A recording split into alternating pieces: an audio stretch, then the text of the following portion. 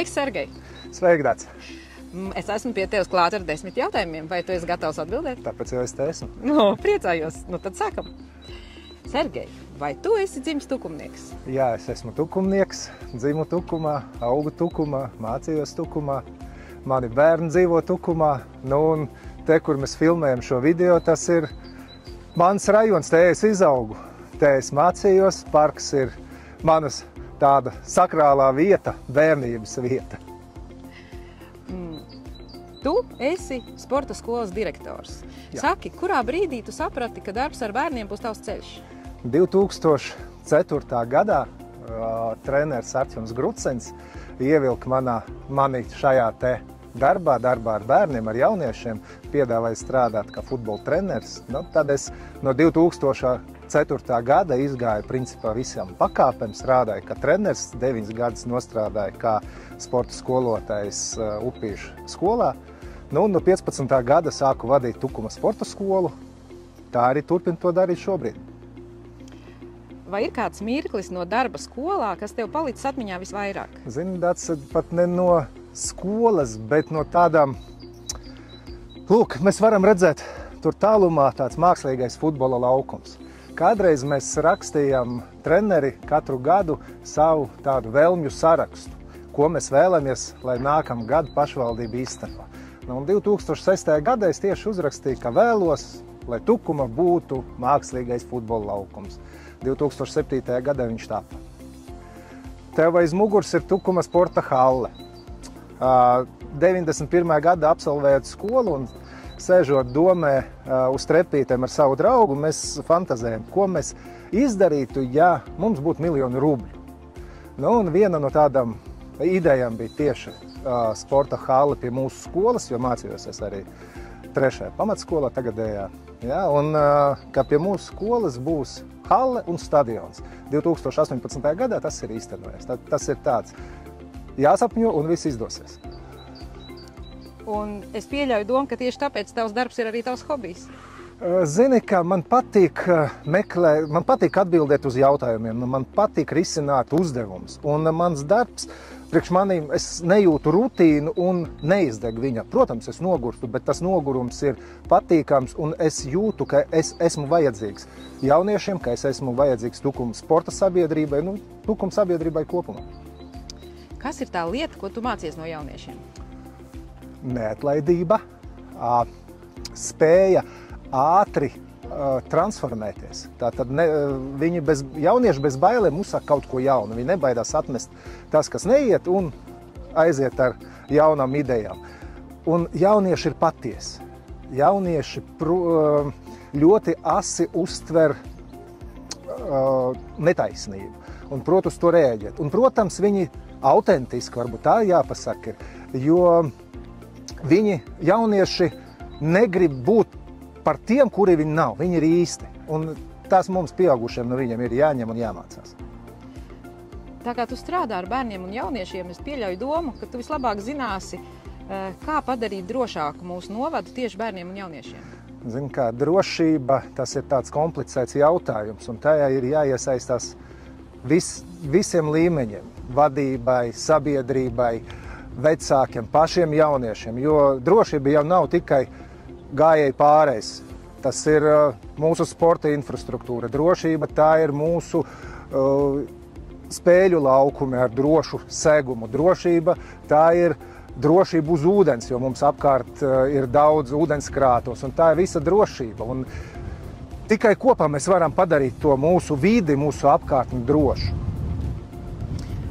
Un ko darīt pašvaldībai, lai jaunieši gribētu šeit atgriezties un veidot ģimenes? Radīt vidi apkārt jauniešiem, radīt iespējas jauniešiem realizēties, pašrealizēties un to piederības sajūstu rast, lai jaunietis gribētu te dzīvot. Un atbalsts jauniešiem visos līmeņos. Tas ir gan prakses vietas uz tepat Tukumā, gan darba vietas tepat Tukumā.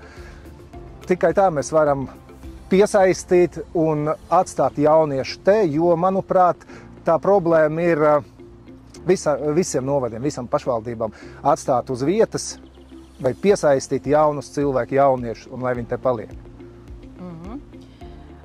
sporta dzīve. Tu esi cieši saistīts ar sporta dzīvi Tukuma novadā. Jā. Kas ir tas labais, ko tu gribētu noteikti atstāt, ja tev tāda iespēja būtu, bet kas ir tas, ko tu gribētu pamainīt? Pirmkārt, runājot par sporta dzīvi, es gribētu pateikt milzīgu paldies visiem pagasta sporta dzīves vadītājiem, visiem sporta klubu vadītājiem, jo tieši viņi rada to sporta dzīvi mūsu novadā.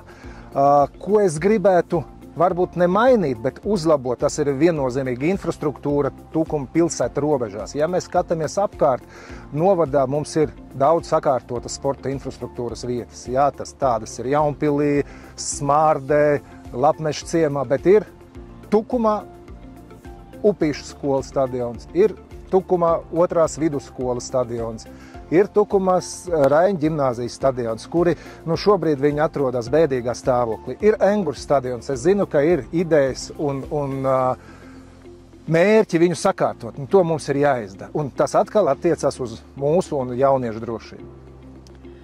Tu esi bijis Tukuma novada domas deputāts. Tu ļoti labi pārzini šo darbu. Saki, kas tev šķiet, kas šobrīd pieklibo? Zini, kā es negribētu teikt, kas šobrīd pieklibo. Jā, pieredze man ir, un es darbojos kā deputāti ne tajos labākajos priekš Tukuma novada laikiem. Tajā laikā no 17. līdz 21. gadam, diemžēl, Tukumā valdīja vairāk tāda nodevība un veco rēķinu kārtošana nekā kaut kāds sakarīgs darbs. Un līdz ar to manuprāt, mēs pazaudējam daudz projektus, kurus mēs varējām realizēt tukumnieku labā, tikai daļa politiskiem kašķiem. Šobrīd to, ko es redzu no malas, kā politiskie spēki spēja atrast, kopsaucēji spēja strādāt Tukuma novada iedzīvotāju labā. Un ja jums kāds saka, ka viens deputāts var kaut ko lielu mainīt un apgriezt domi gaisā, neticiet tam. Doma, tas politika, tā ir sadarbība, tā ir māksla rast kompromisu. Un tikai kopā mēs varam attīstīt mūsu novadu un strādāt mūsu novadu labā.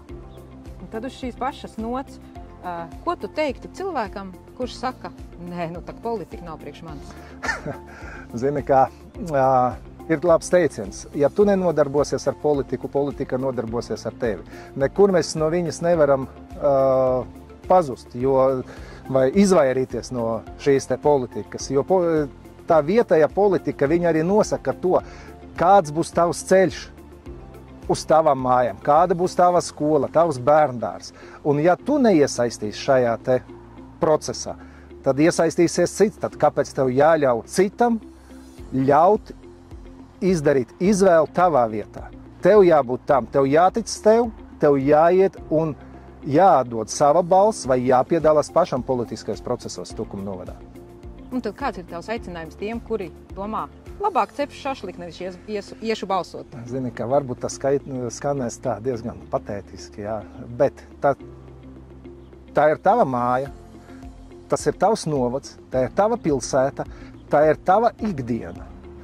Un tu esi tas, kuram jānosaka. Te tieši pašvaldību vēlēšanās arī sākās tā demokrātija. Tā ir mūsu iespēja ietekmēt vidi, kurā mēs dzīvojam. Ja tu to nedarīsi, to izdarīs cits. Un ticiet man, katra balss ir svarīga. Katra balss. Jo skatoties uz iepriekšējām vēlēšanām, vienai otrai partijai pietrūkās 2-3 balss, lai iekļūtu domē. Un to izdarīja vēlētāji. Paldies, Sergej. Priecājos ar tevi parunāt. Paldies, Dača.